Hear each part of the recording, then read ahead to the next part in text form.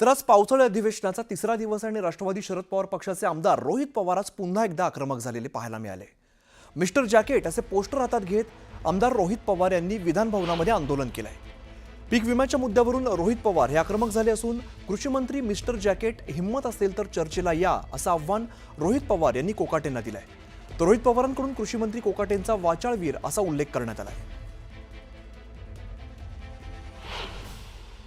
तुमच्या सर्वांसमोर मिस्टर जॅकेटला आव्हान करतो, तुमच्या दम असेल, तुमच्या ताकद असेल तर कुठेही तुम्ही बोलवा।